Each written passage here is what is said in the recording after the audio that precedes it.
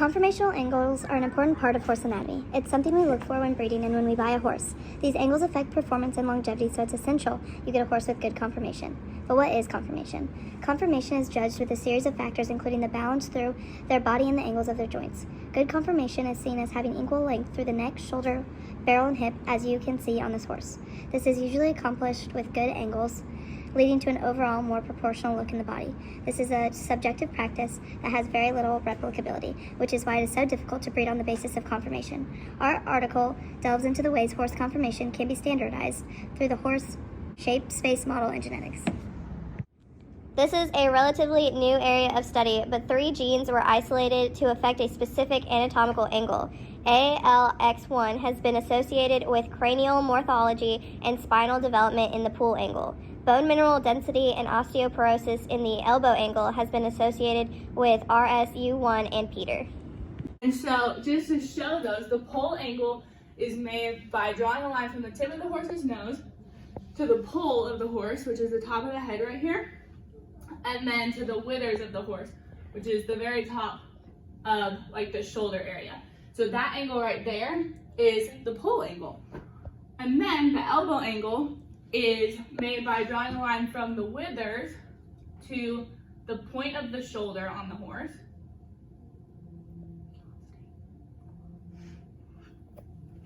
And then to the back of the elbow right here.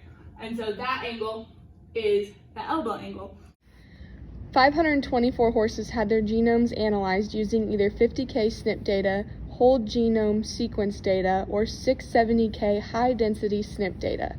Both the 50K SNP and 670K high-density SNP data is created through a SNP panel, which is a type of DNA microarray which is used to detect single nucleotide polymorphisms, or SNPs, in the population. This is a variation at a single site in the DNA. How is an SNP panel done? First, a DNA probe is prepared with a single-stranded known DNA.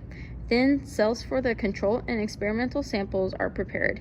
The mRNA is extracted from these cells and fluorescently labeled. The mRNA is then placed on the DNA probe and it hybridizes with the known DNA sequence. From the scan that is produced, you learn which alleles are being expressed. This is how the experimenters were able to isolate the SNP. These SNPs were then correlated with phenotypes using the horse-shaped space model. This is a model of 246 landmarks tracing the outline of a horse's body, held in the same posture to generalize the measurements taken for the angles. Now let's delve down into a horse's cells to look at the SNPs that were isolated via the SNP panel in the horse's genome.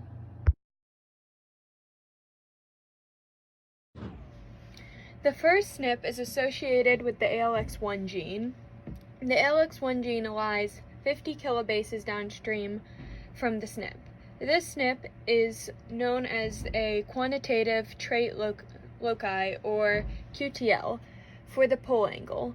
The QTL region theoretically contains the causal mutation that actually causes the change in the phenotype.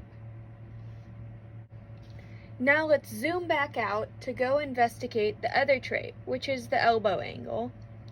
This trait has been associated with 2 genes, Peter and RSU1. Peter is 75 kilobases downstream, while RSU1 is 49 kilobases upstream from our SNP, which makes the QTL for the elbow angle. As mentioned before, conformational angles dictate how well a horse performs. Having a more open pull angle will allow better flexion in the head, which is a desired trait in horseback riding where the head is held vertically from the ground. A good elbow angle will lead to a longer arm, which allows for a more desirable long stride and the ability to tuck better over jumps. Generally, good angles will also allow for better welfare of the horse in day-to-day activities. So going forward with the ability to better phenotype a horse's conformation will make breeding for performance and welfare better and easier. Thank you.